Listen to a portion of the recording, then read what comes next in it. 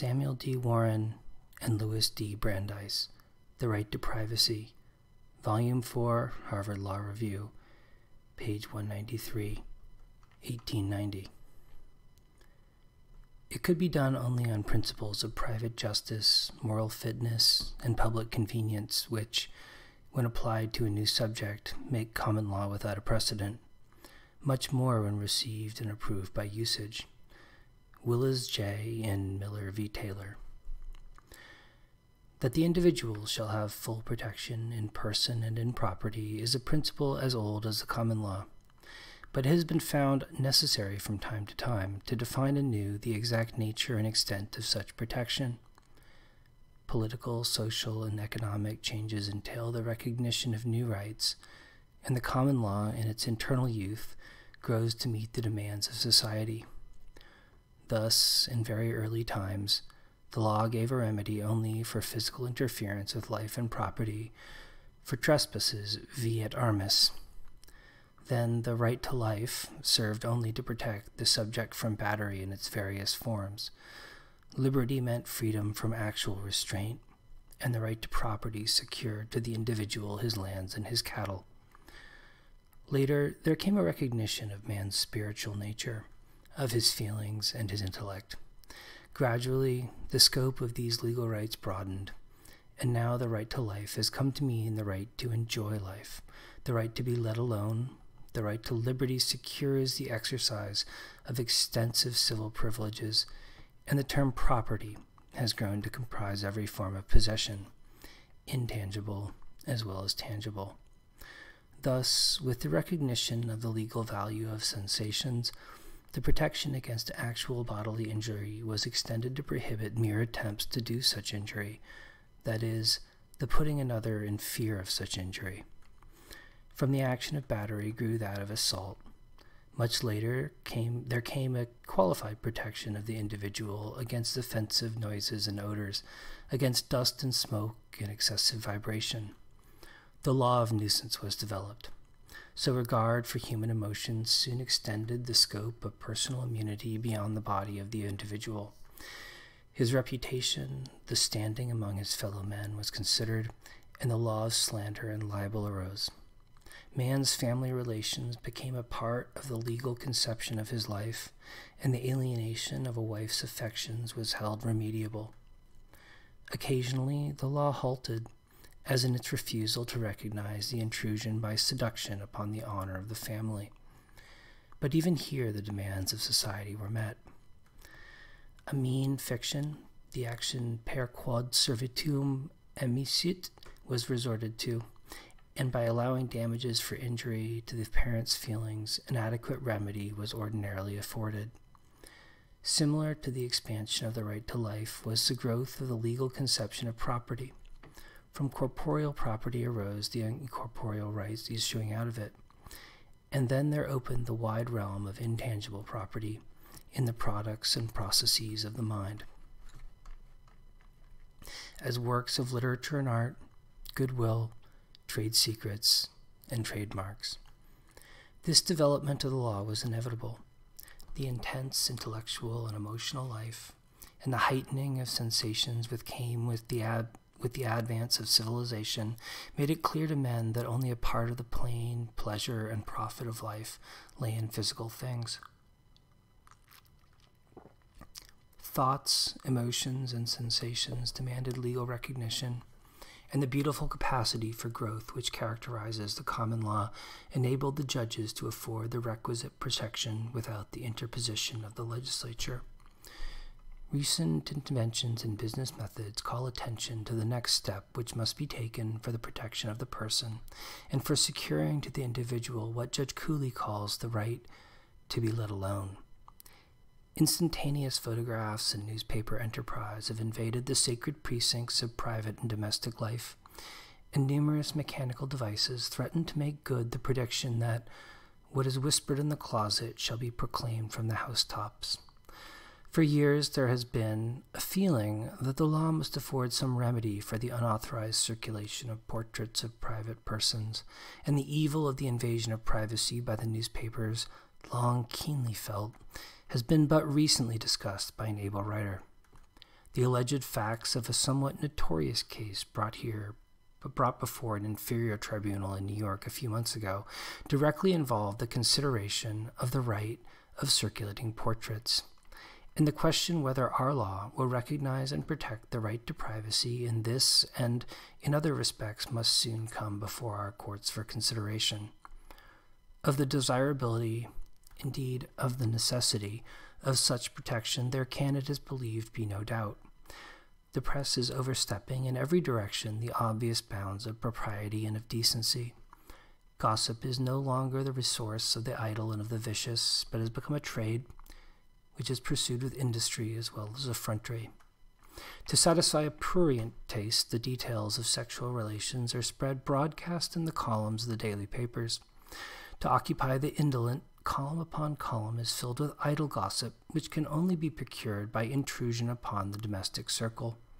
The intensity and complexity of life, attendant upon advancing civilization, have rendered necessary some retreat from the world, and man, under the refining influence of culture, has become more sensitive to publicity, so that solitude and privacy have become more essential to the individual. But modern enterprise and invention have, through invasions upon his privacy, subjected him to mental pain and distress far greater than could be inflicted by mere bodily injury. Nor is the harm wrought by such invasions confined to the suffering of those who may be made the subjects of journalistic or other enterprise. In this, as in other branches of commerce, the supply creates the demand. Each crop of unseemly gossip thus harvested becomes the seed of more, and in direct proportion to its circulation results in a lowering of social standards and of morality. Even gossip apparently harmless, when widely and persistently circulated, is potent for evil. It both belittles and perverts. It belittles by inverting the relative importance of things, thus dwarfing the thoughts and aspirations of a people. When personal gossip attains the dignity of print, and crowds the space available for matters of real interest to the community, what wonder that the ignorant and thoughtless mistake its relevant importance. Easy of comprehension, appealing to that weak side of human nature which is never wholly cast down by the misfortunes and frailties of our neighbors, no one can be surprised that it usurps the place of interest in brains capable of other things. Triviality destroys at once robustness of thought and delicacy of feeling. No enthusiasm can flourish. No generous impulse can survive under its blighting influence. It is our purpose to consider whether the existing law affords a principle which can properly be invoked to protect the privacy of the individual, and if it does, what the nature and extent of such protection is. Owing to the nature of the instruments by which privacy is invaded, the injury inflicted bears a superficial resemblance to the wrongs dealt with by the law of slander and of libel, while a legal remedy for such injury seems to involve the treatment of mere wounded feelings as a substantive cause of action. The principle on which the law of defamation rests covers, however, a radically different class of effects from those for which attention is now asked. It deals only with damage to reputation, with the injury done to the individual in his external relations to the community by lowering him in the estimation of his fellows. The matter published of him, however widely circulated, and however unsuited to publicity, must, in order to be actionable, have a direct tendency to injure him in his intercourse with others, and even if in writing or in print, must subject him to the hatred, ridicule, or contempt of his fellow men. The effect of the publication upon his estimate of himself and upon his own feelings not forming an essential element in the cause of action. In short, the wrongs and correlative rights recognized by the law of slander and libel are in their nature material rather than spiritual. That branch of the law simply extends the protection surrounding physical property to certain of the conditions necessary or helpful to worldly prosperity. On the other hand, our law recognizes no principle upon which compensation can be granted for mere injury to the feelings. However painful the mental effects upon another of an act, though purely wanton or even malicious, yet if the act itself is otherwise lawful, the suffering inflicted is damnum absque injuria. Injury of feelings may indeed be taken account of in ascertaining the amount of damages when attending what is recognized as a legal injury. But our system, unlike the Roman law, does not afford a remedy even for mental suffering which results from mere contumely and insult from an intentional and unwarranted violation of the honor of another. It is not, however, necessary, in order to sustain the view that the common law recognizes and upholds a principle applicable to cases of invasion of privacy, to invoke the analogy, which is but superficial, to injuries sustained either by an attack upon reputation or by what the civilians called a violation of honor. For the legal doctrines relating to infractions of what is ordinarily termed the common law right to intellectual and artistic property are, it is believed, but instances and applications of a general right to privacy, which properly understood afford a remedy for the evils under consideration. The common law secures to each individual the right of determining, ordinarily, to what extent his thoughts, sentiments, and emotions shall be communicated to others. Under our system of government, he can never be compelled to express them, except when upon the witness stand, and even if he has chosen to give them expression, he generally retains the power to fix the limits of the publicity which shall be given them. The existence of this right does not depend upon the particular method of expression adopted. It is immaterial whether it be by word or by signs, in painting, by sculpture, or in music. Neither does the existence of the right depend upon the nature or value of the thought or emotion, nor upon the excellence of the means of expression. The same protection is accorded to a casual letter or an entry in a diary, and to the most valuable poem or essay, to a botch or daub, and to a masterpiece. In every such case, the individual is entitled to decide whether that which is his shall be given to the public. No other has the right to publish his productions in any form without his consent. This right is wholly independent of the material on which, or the means by which, the thought, sentiment, or emotion is expressed. It may exist independently of any corporeal being, as in words spoken, a song sung, a drama acted, or if expressed on any material as a poem in writing. The author may have parted with the paper without forfeiting any proprietary right in the composition itself. The right is lost only when the author himself communicates his production to the public, in other words, publishes it. It is entirely independent of the copyright laws and their extension into the domain of art.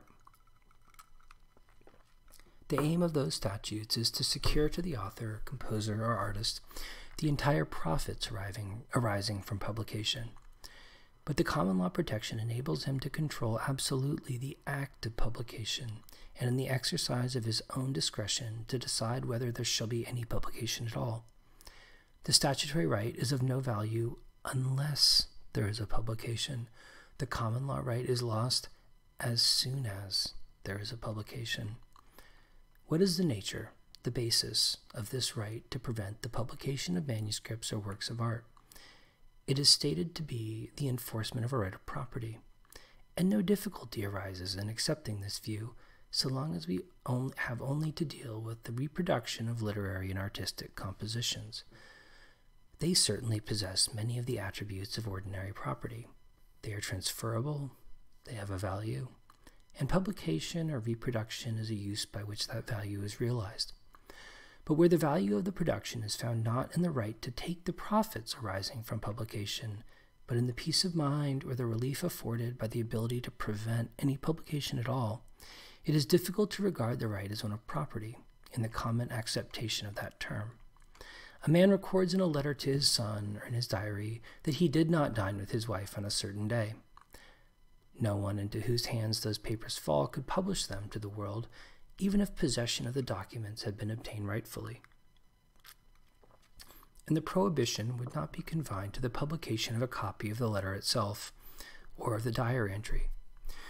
The restraint extends also to a publication of the contents. What is the thing which is protected? Surely not the intellectual act of recording the fact that the husband did not dine with his wife, but that fact itself. It is not the intellectual product, but the domestic occurrence. A man writes a dozen letters to different people.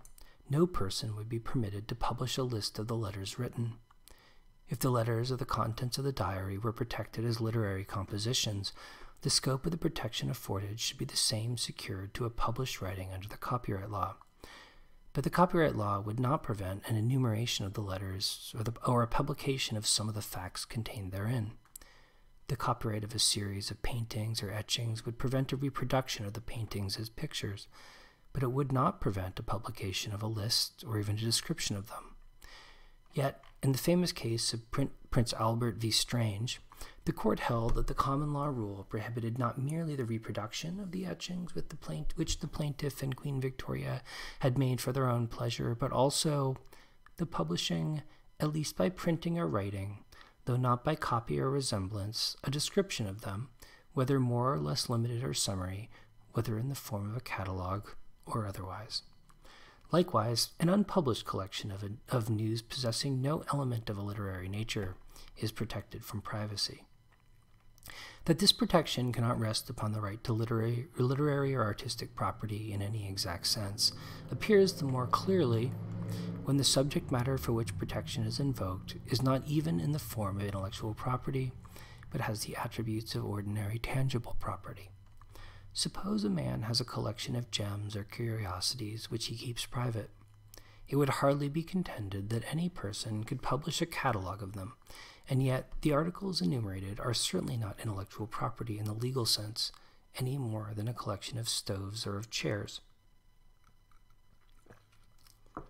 The belief that the idea of property in its narrow sense was the basis of the protection of unpublished manuscripts led an able court to refuse, in several cases, injunctions against the publication of private letters, on the ground that letters not possessing the attributes of literary compositions are not property entitled to protection, and that it was evident the plaintiff could not have considered the letters as of any value whatever as literary productions, for a letter cannot be considered of value to the author which he never would consent to have published. But these decisions have not been followed, and it may now be considered settled that the protection afforded by the common law to the author of any writing is entirely independent of its pecuniary value, its intrinsic merits, or of any intention to publish the same, and, of course, also wholly independent of the material, if any, upon which, or the mode in which, the thought or sentiment was expressed. Although the courts have asserted that they rested their decisions on the narrow grounds of protection to property, yet there are recognitions of a more liberal doctrine. Thus, in the case of Prince Albert v. Strange, already referred to, the opinions both of the Vice-Chancellor and of the Lord Chancellor on appeal show a more or less clearly defined perception of a principle broader than those which were mainly discussed, and on which they both placed their chief reliance.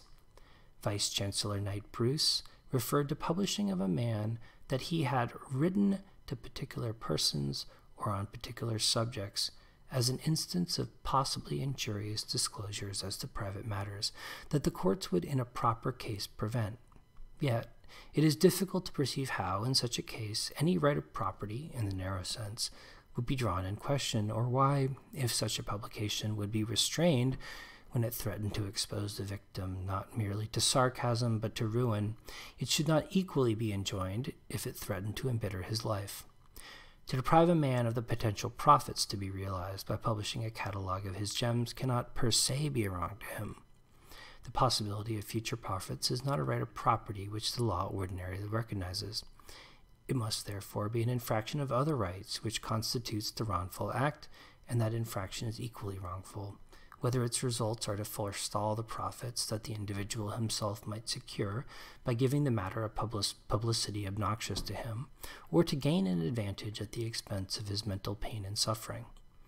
If the fiction of property in a narrow sense must be preserved, it is still true that the end accomplished by the gossip-monger is attained by the use of that which is another's, the facts relating to his private life, which he has seen fit to keep private.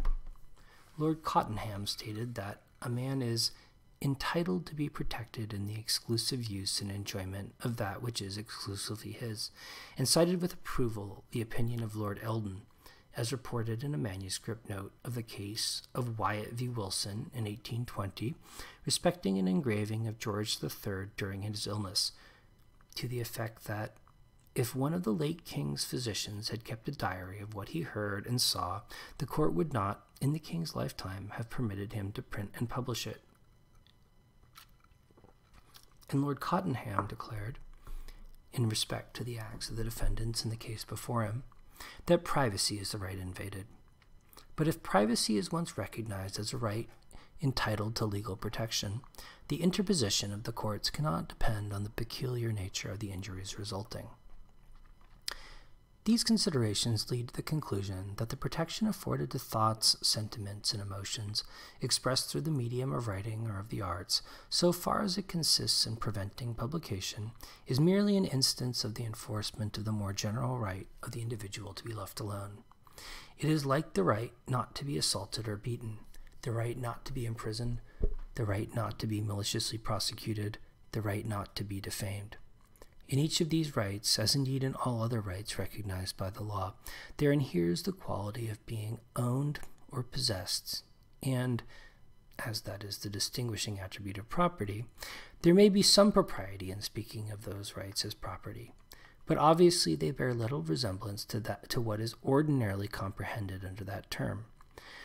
The principle which protects personal writings and all other personal productions, not against theft and physical appropriation, but against publication in any form, is in reality not the principle of private property, but that of an inviolate personality. If we are correct in this conclusion, the existing law affords a principle which may be invoked to protect the privacy of the individual from invasion either by the too enterprising press, the photographer, or the possessor of any other modern device for recording or reproducing scenes or sounds. For the protection afforded is not confined by the authorities to those cases where any particular medium or form of expression has been adopted, nor to products of the intellect. The same protection is afforded to emotions and sensations expressed in a musical composition or other work of art as to a literary composition, and words spoken, a pantomime acted, a sonata performed, is no less entitled to protection than if each had been reduced to writing. The circumstance that a thought or emotion has been recorded in a permanent form renders its identification easier, and hence may be important from the point of view of evidence, but it has no significance as a matter of substantive right. If, then, the decisions indicate a general right to privacy for thoughts, literary or artistic compositions, and the casual and often involuntary expression given to them in the ordinary conduct of life. In other words, it may be contended that the protection afforded is granted to the conscious products of labor, perhaps as an encouragement to effort. This contention, however plausible, has in fact little to recommend it. If the amount of labor involved be adopted as a test, we might well find that the effort to conduct oneself properly in business and in domestic relations had been far greater than that involved in painting a picture or writing a book. One would find that it was far easier to express lofty sentiments in a diary than in the conduct of a noble life. If the test of deliberateness of the act be adopted, much casual correspondence, which is now accorded full protection, would be excluded from the beneficent operation of existing rules. After the decisions denying the distinction attempted to be made between those literary productions which it was intended to publish and those which it was not, all considerations of the amount of labor involved, the degree of deliberation, the value of the product, and the intention of publishing must be abandoned, and no basis is discerned upon which the right to restrain publication and reproduction of such so-called literary and artistic works can be rested, except the right to privacy, as a part of the more general right to the immunity of the person, the right to one's personality. It should be stated that, in some instances where protection has been afforded against wrongful publication, the jurisdiction has been asserted, not on the ground of property, or at least not wholly on that ground, but upon the ground of an alleged breach of an implied contract or of a trust or confidence. Thus, in Abernethy v. Hutchinson, 1825, where the plaintiff, a distinguished surgeon, sought to restrain the publication in the Lancet of unpublished lectures which he had delivered at St. Bartholomew's Hospital in London, Lord Eldon doubted whether there could be property in lectures which had not been reduced to writing, but granted the injunction on the ground of breach of confidence, holding that when persons were admitted as pupils or otherwise to hear these lectures, although they were orally delivered, and although the parties might go to the extent, if they were able to do so, of putting down the whole by means of shorthand, yet they could do that only for the purposes of their own information, and could not publish for profit that which they had not obtained the right of selling. In Prince Albert v. Strange, 1849, Lord Cottenham, on appeal, while recognizing a right of property in the etchings which of itself would justify the issuance of the injunction, stated, after discussing the evidence, that he was bound to assume that the possession of the etchings by the defendant had its foundation in a breach of trust, confidence, or contract, and that upon such ground also the plaintiff's title to the injunction was fully sustained. In Tuck v. Priester, 1887, the plaintiffs were owners of a picture and employed the defendant to make a certain number of copies. He did so, and made also a number of other copies for himself, and offered them for sale in England at a lower price. Subsequently, the plaintiffs registered their copyright in the picture and then brought suit for an injunction and damages. The Lord Justices differed as to the application of the Copyright Acts to the case, but held unanimously that independent of those acts, the plaintiffs were entitled to an injunction and damages for breach of contract. In Pollard v. Photographic Company, 1888, a photographer who had taken a lady's photograph under the ordinary circumstances was restrained from exhibiting it and also from selling copies of it, on the ground that it was a breach of an implied term in the contract, and also that it was a breach of confidence. Mr. Justice North interjected in the argument to the plaintiff's counsel the inquiry, "Do you dispute that if the negative likeness were taken on the sly, the person who took it might exhibit copies?" And counsel for the plaintiff answered, "In that case, there would be no trust or consideration to support a contract." Later, the defendant's counsel argued that a person has no property in his own features. Short of doing what is libelous or otherwise illegal, there is no restriction on the photographer's using his negative. But the court, while expressly finding a breach of contract and of trust sufficient to justify his interposition, still seems to have felt the necessity of resting the decision also upon a right of property, in order to bring it within the line of those cases which were relied upon as precedents. This process of implying a term in a contract, or of implying a trust, particularly where the contract is written and where there is no established usage or custom, is nothing more nor less than a judicial declaration that public morality, private justice, and general convenience demand the recognition of such a rule, and that the publication under similar circumstances would be considered an intolerable abuse. So long as these circumstances happen to present a contract upon which such a term can be engrafted by the judicial mind, or to supply relations upon which a trust or confidence can be erected, there may be no objection to working out the desired protection through the doctrines of contract or of trust. But the court can hardly stop there. The narrower doctrine may have satisfied the demands of society at a time when the abuse to be guarded against could rarely have arisen without violating a contract or a special confidence. But now that modern devices afford abundant opportunities for the perpetuation of such wrongs without any participation by the injured party, the protection granted by the law must be placed upon a broader foundation. While, for instance, the state of the photographic art was such that one's picture could seldom be taken without his consciously sitting for the purpose, the law of contract or of trust might afford the prudent man sufficient safeguards against the improper circulation of his portrait. But since the latest advances in photographic art have rendered it possible to take pictures surreptitiously, the doctrines of contract and of trust are inadequate to support the required protection, and the law of tort must be resorted to. The right of property, in its widest sense, including all possession, including all rights and privileges, and hence embracing the right to an inviolate personality, affords alone that broad basis upon which the protection which the individual demands can be rested. Thus, the courts, in searching for some principle upon which the publication of private letters could be enjoined, naturally came upon the ideas of a breach of confidence and of an implied contract.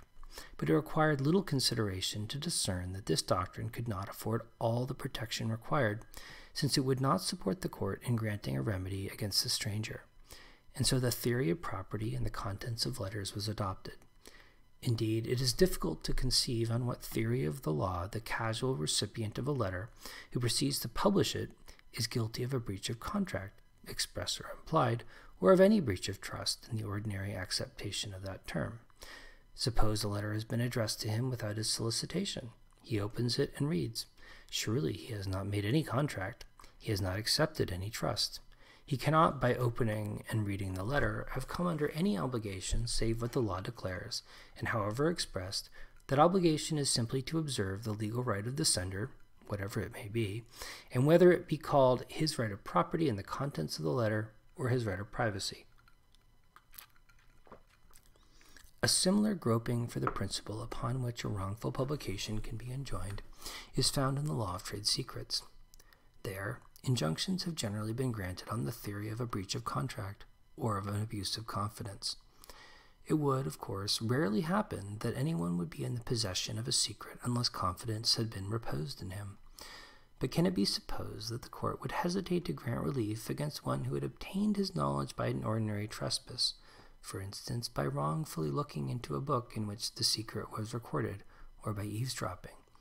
Indeed, in Yovet v. Wynyard, 1820, where an injunction was granted against making any use of or communicating certain recipes for veterinary medicine, it appeared that the defendant, while in the plaintiff's employ, had surreptitiously got access to his book of recipes and copied them.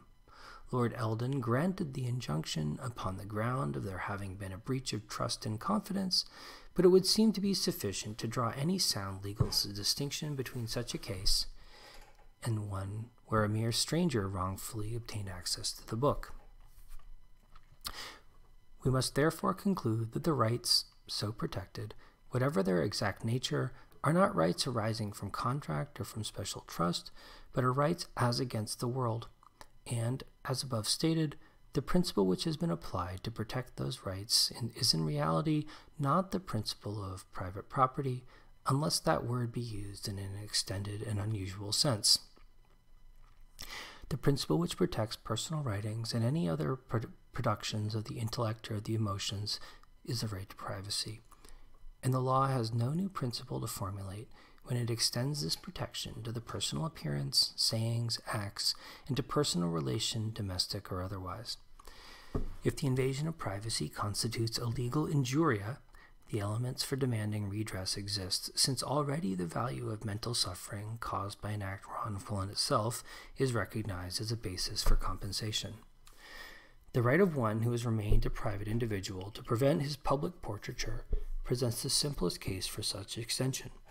The right to protect oneself from pen portraiture, from a discussion by the press of one's private affairs, would be a more important and far-reaching one. If casual and unimportant statements in a letter, if handiwork, however inartistic and valueless, if possessions of all sorts are protected not only against reproduction, but against description and enumeration, how much more should the acts and sayings of a man in his social and domestic relations be guarded from ruthless publicity? If you may not reproduce a woman's face photographically without her consent, how much less should be tolerated the reproduction of her face, her form, and her actions by graphic descriptions colored to suit a gross and depraved imagination? The right to privacy, limited as such right must necessarily be, has already found expression in the law of France. It remains to consider what are the limitations of this right to privacy and what remedies may be granted for the enforcement of the right. To determine in advance of experience the exact line at which the dignity and convenience of the individual must yield to the demands of the public welfare or of private justice would be a difficult task.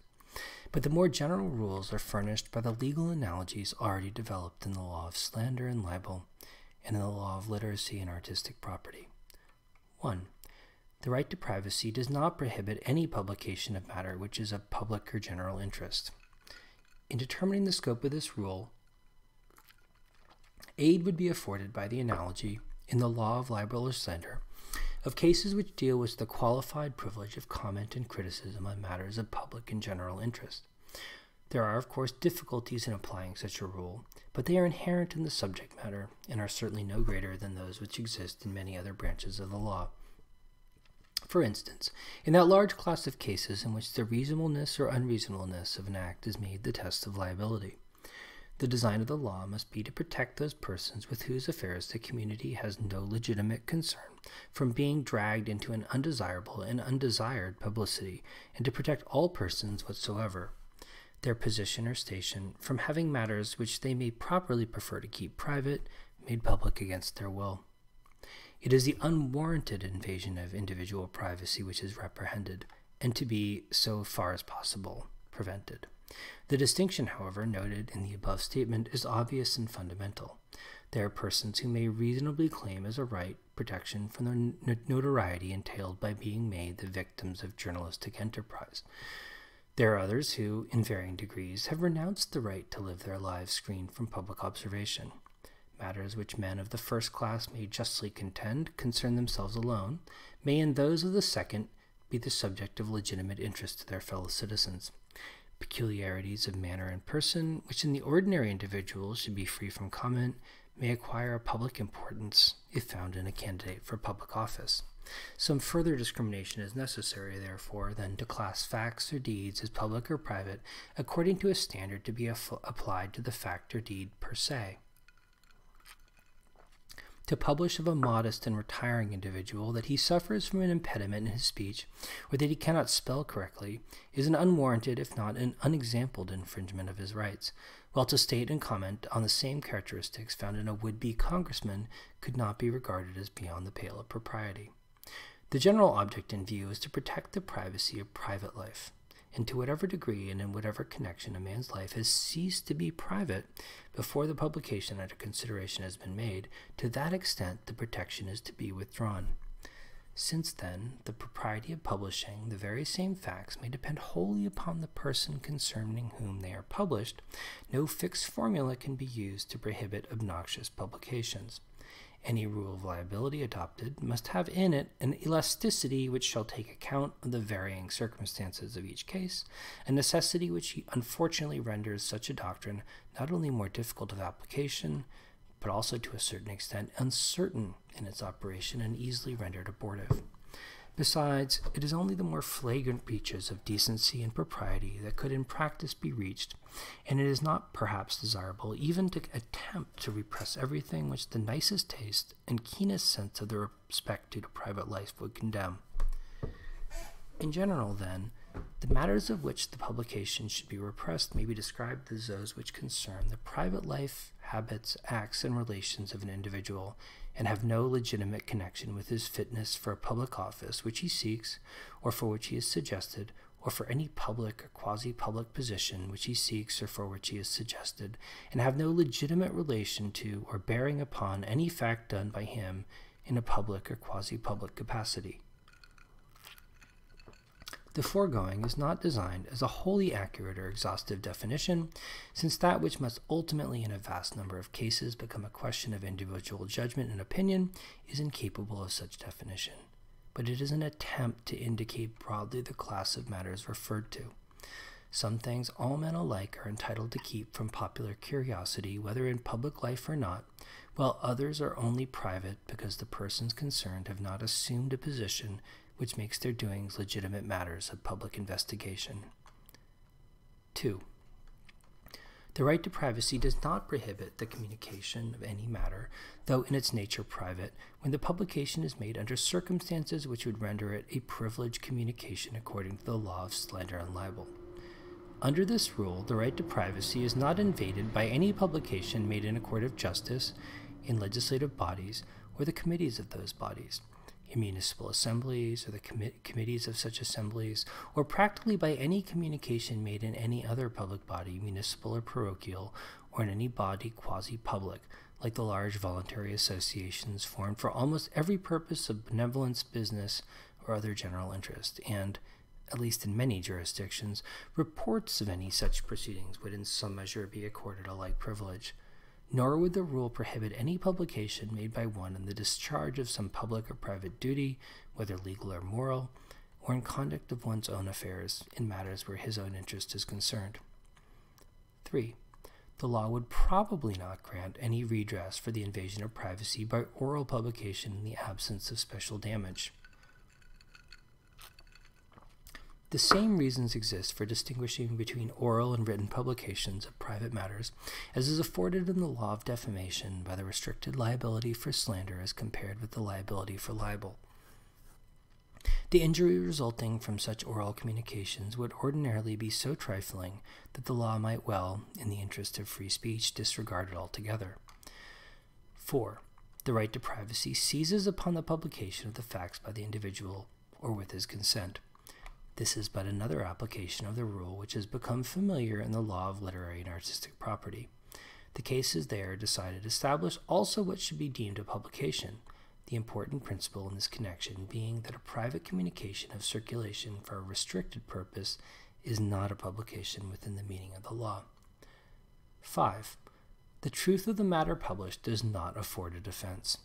Obviously, this branch of the law should have no concern with the truth or falsehood of the matters published. It is not for injury to the individual's character that redress or prevention is sought, but for injury to the right of privacy. For the former, the law of slander and libel provides perhaps a sufficient safeguard. The latter implies the right not merely to prevent inaccurate portrayal of private life, but to prevent its being depicted at all. 6. The absence of malice in the publisher does not afford a defense. Personal ill will is not an ingredient of the offense, any more than in an ordinary case of trespass to person or to property. Such malice is never necessary to be shown in an action for libel or slander at common law, except in rebuttal of some defense, e.g., that the occasion rendered the communication privilege, or under the statutes in this state and elsewhere that the statement complained of was true. The invasion of the privacy that is to be protected is equally complete and equally injurious, whether the motives by which the speaker or writer was actuated are taken by themselves, culpable or not. Just as the damage to character and to some extent the tendency to provoke a breach of the peace is equally a result of defamation without regard to the motives leading to its publication. Viewed as a wrong to the individual, this rule is the same pervading the whole law of torts, by which one is held responsible for his intentional acts, even though they are committed with no sinister intent, and viewed as a wrong to society. It is the same principle adopted in a large category of statutory offenses. The remedies for an invasion of the right of privacy are also suggested by those administered in the law of defamation and in the law of literary and artistic property, namely, 1. An action of tort for damages in all cases. Even in the absence of special damages, substantial compensation could be allowed for injury to feelings, as in the action of slander and libel. 2. An injunction in perhaps a very limited class of cases. It would doubtless be desirable that the privacy of the individual should receive the added protection of the criminal law, but for this, legislation would be required. Perhaps it would be deemed proper to bring the criminal liability for such publication within narrower limits, but that the community has an interest in preventing such invasions of privacy sufficiently strong to justify the introduction of such a remedy cannot be doubted. Still, the protection of society must come mainly through a recognition of the rights of the individual. Each man is responsible for his own acts and omissions only. If he condones what he reprobates, with a weapon at hand equal to his defense, he is responsible for the results. If he resists, public opinion will rally to his support. Has he then such a weapon? It is believed that the common law provides him with one, forged in the slow fire of the centuries, and today fitly tempered to his hand. The common law has always recognized a man's house as his castle, impregnable, often even to its own officers engaged in the execution of its commands. Shall the courts thus close the front entrance to constituted authority and open wide the back door to idle or prurient curiosity?